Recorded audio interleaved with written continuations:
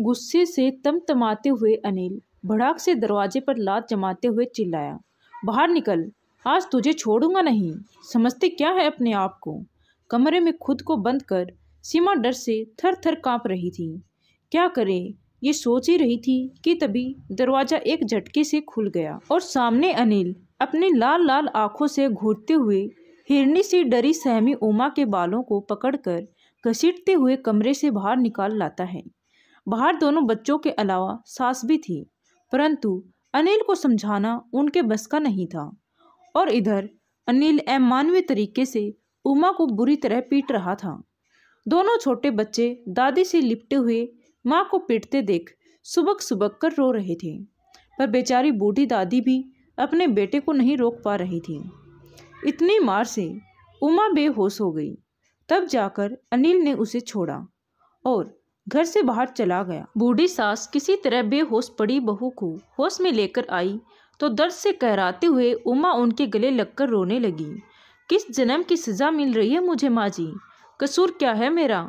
कैसे अपना घर बर्बाद होते हुए देख लूं? और बिलख बिलख कर रोने लगी। बेचारी बूढ़ी सास वो भी मजबूर थी, जानती है कि गलत बेटा है, पर समझाने और डांटने के अलावा और कुछ नहीं कर पा रही है। उमा एक पढ़ी लिखी सीधी सी लड़की है। 15 साल पहले अनिल से शादी हुई थी। साधारण नैन नक्श वाली उमा बहुत मिलनसार है। अनिल का खुद का बहुत बड़ा व्यवसाय है और शौक भी खूब ऊंचे ऊंचे।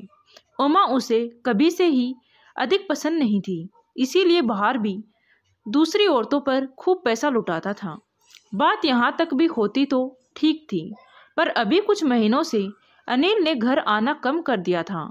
उमा ने पता लगाया तो पैरों तले जमीन ही निकल गई जब मालूम चला कि अनिल ने एक दूसरे घर में रहना शुरू कर दिया है, किसी दूसरी औरत के साथ। इसी बात का पता लगाने आज जब उमा दूसरे घर के पते पर पहुंची तो देखा अनिल ने तो दूसरी शादी की हुई थी और एक बच्चा भी था।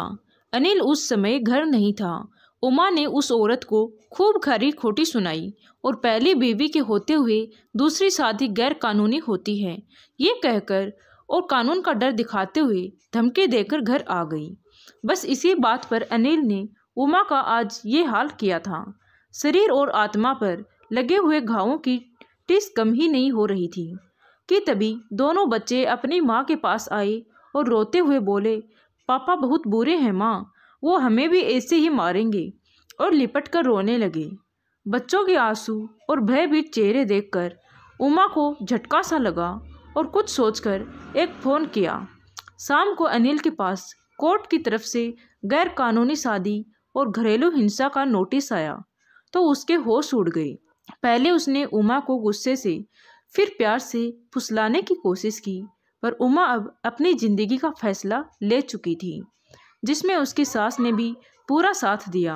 अनिल ने दूसरी चाल चली और उमा को बोला कि तलाक ले लेते हैं, फिर तुम अपनी राह और मैं अपनी राह। पर उमा ने कहा, तुम्हें क्या लगता है मैं तुम्हें इतनी आसानी से आज़ाद कर दूंगी? और व्यंग्य से बोली, तुम बच्चों का और मेरा पूरा खर्चा भी उठाओगे और तुम्हें तलाक भी नहीं दूंगी। पूरे समाज में दूसरी बीवी के साथ जब हर जगह तुम्हारी थू थू होगी तब पता चलेगा तुम्हें। ये सुनकर अनिल ने हाथ उठाना चाहा तो उमा बच्चों के सामने दहाड़ कर बोली, खबरदार जो हाथ भी लगाया तो पति का हक तुम खो चुके हो। और एक बात कान खोल कर सुन लो, पुलिस स्टेशन में FIR पहले से ही लिखा आई हूँ कि यदि मुझे या मेरे बच्चों को जरा सी भी हानि हुई तो उसका जिम्मेवार तुम्हें माना जाए। सच्चाई यही है कि अब मुझे अपने और अपने बच्चों की ज़िंदगी में तुम्हारे जैसे पिता और पति की कोई ज़रूरत नहीं है।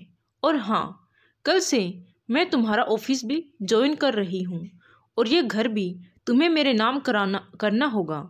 तुम्हें मुझसे दिक्कत थी ना, तो अब तुम आज़ाद हो, लेकिन ये आज़ादी तुम्हें कितनी भारी पड़ेगी तुम अंदाज़ा भी नहीं लगा सकते। अब तुम यहाँ से जा सकते हो। अनिल आज उमा का ये रूप देखकर दंग रह गया और हारे हुए जुआरी की तरह वहाँ से भारी कदमों से लौट आया। इधर उमा में गजब का आत्मविश्वास आ गया था। डरी सहमी रहने वाली उमा आज खुद भी एक सफल उद्यमी है। सासू माँ आज भी उमा के साथ ही रहती है और दोनों बच्चे भी पढ़ाई में मेधावी विद्यार्थियों में आते हैं। उधर अनिल को उसकी दूसरी बीबी भी छोड़कर चली गई है। मानसिक तनाव के कारण अब अनिल रात दिन शराब में डूबा रहता है। पछतावा भी होता और माफ़ी भी मांगी, पर उमा और बच्चों ने दोबारा से साथ रहने के लिए साफ तौर से मना कर दिया। कानूनी रूप से उमा और अनिल आज भी पति पत्नी हैं, पर दिलों की दूरियां इतनी हैं कि कभी एक नहीं हो पाएंगे। जिंदगी हमेशा दो रास्ते दिखाती है। उमा ने भी घुट घुट कर जीने के बजाय अपने और अपने बच्चों की जिंदगी के लिए बेहतर विकल्प लिया और बहुत खुश भी है। दोस्तों, जिंदगी एक ही बार मिलती है, इसकी कदर करें। समय हमेशा एक जैसा नहीं रहता, तो मानसिक रूप से मजबूत बने, हंसे मुस्कुराएं और जिए भी जी भर के। तो दोस्तों, आपकी क्या राय है इस कहानी के बारे में? कमेंट करके ज़रूर बताएं।